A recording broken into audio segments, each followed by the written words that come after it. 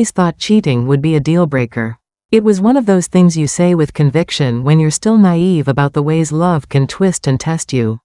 We had been together for 10 years. Married for 7. 2 kids. Mortgage. Date nights when we remembered.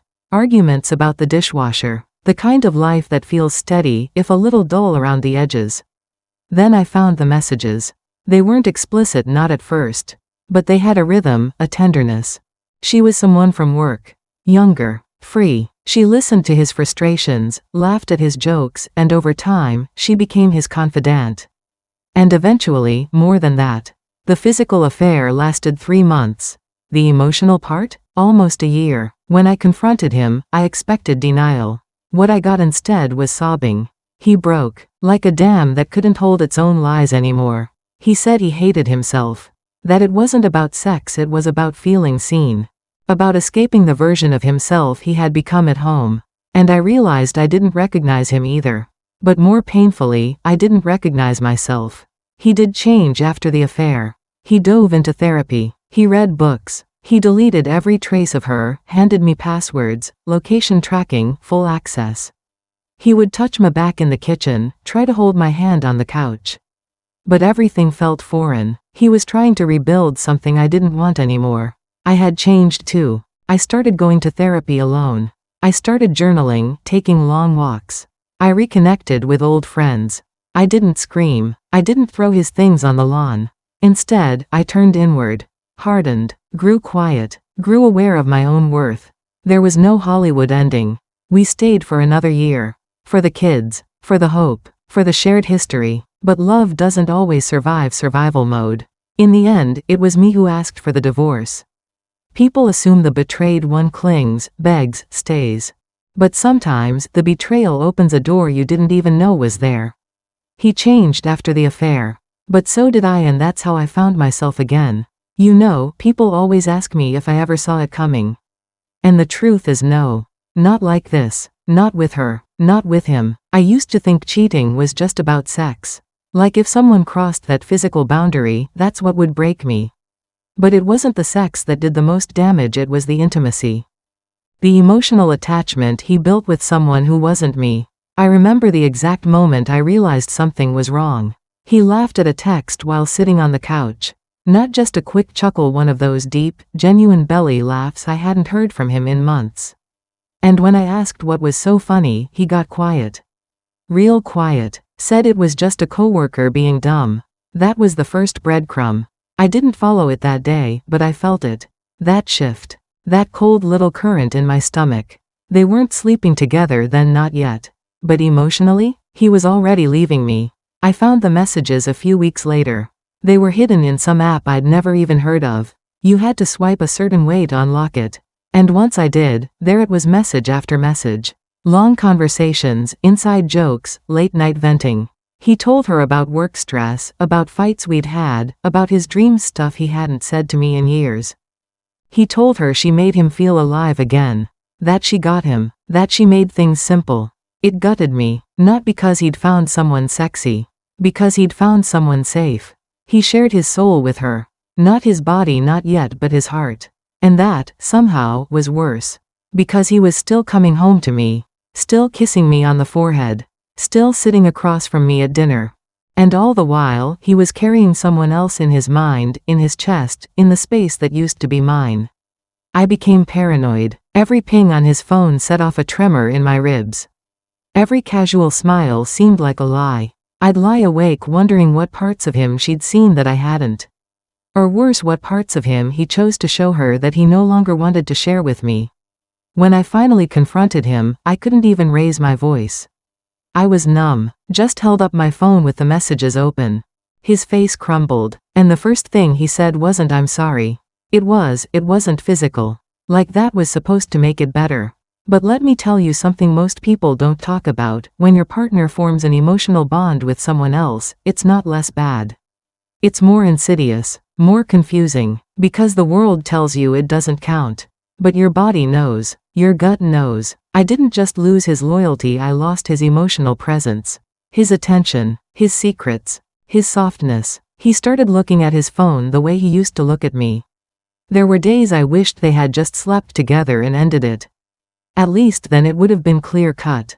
But this slow leak of intimacy? This was death by 1,000 cuts. Even after he swore it was over, deleted everything, blocked her, cried in therapy, I couldn't unsee the truth. He had chosen to love someone else in the quietest, deepest way. And he did it while still holding my hand in public, while still calling me babe out of habit. The emotional betrayal changed me. Not just how I saw him but how I saw us. How I saw myself. He changed after the affair. He really did. I didn't expect that, honestly. I thought I'd have to drag him through therapy, through apologies, through effort. But the moment everything came to light, it was like he woke up.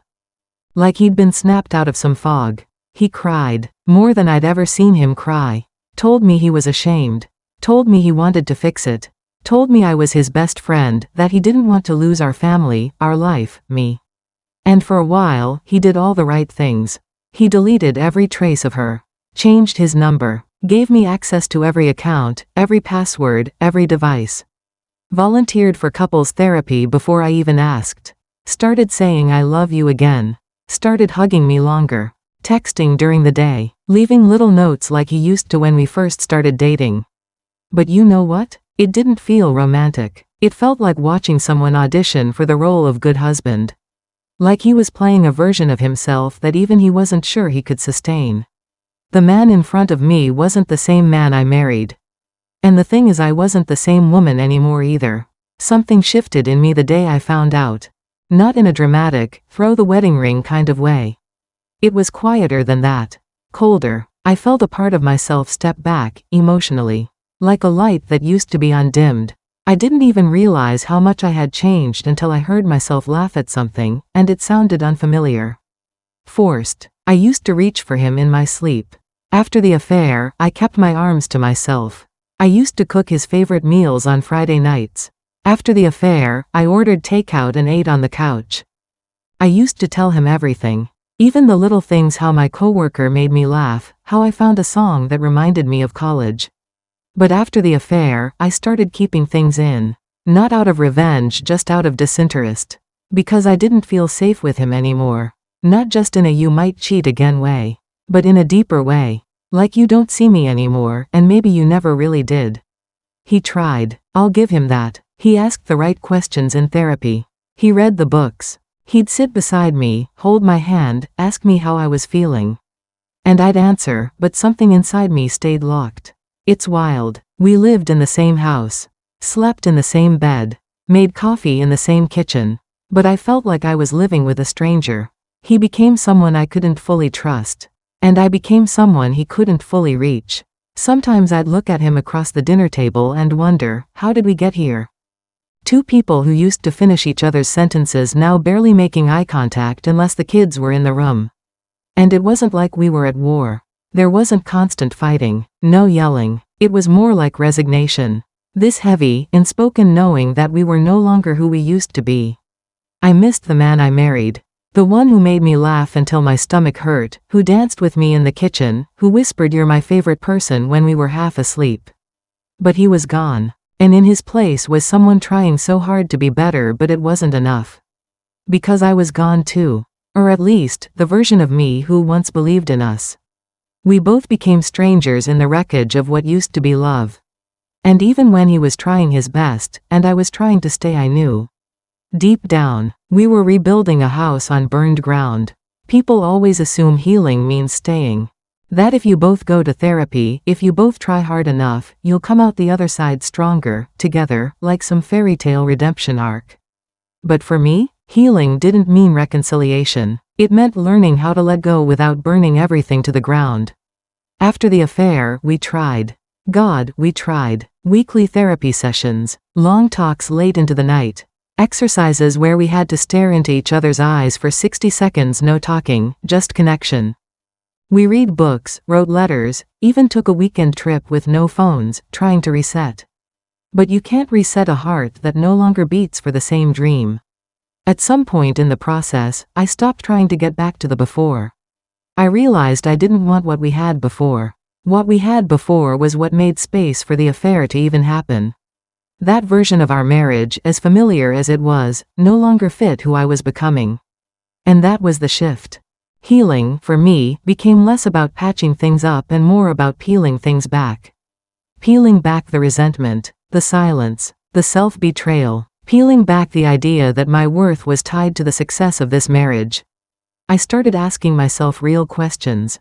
Do I actually want to stay? Or do I just want to not be the one who gave up? I had to be brutally honest with myself. Some days I stayed because of the kids. Some days because of the history. And some days just because I didn't know how to start over.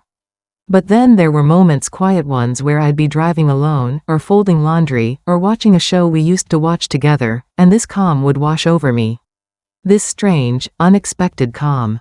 And in that calm, I'd hear a voice in the back of my mind say, "You're already gone. You're just waiting to catch up to yourself." That voice terrified me, because it meant healing might mean leaving. And I wasn't ready to admit that. See, when someone breaks your heart and then tries to fix it, there's a certain guilt in not wanting them anymore. He was doing the work. He was trying to be better. He was saying all the right things. But no matter how hard I tried, I couldn't force myself to fall back in love with him. I could appreciate his growth. I could recognize his pain. I could even forgive him, eventually. But forgiveness doesn't always come with a second chance. And I had to mourn that. Mourn the future we planned. Mourn the version of us that could have been, had things gone differently. Mourn the fact that I would always be the woman he hurt and he would always be the man who hurt me, even if he became someone better afterward.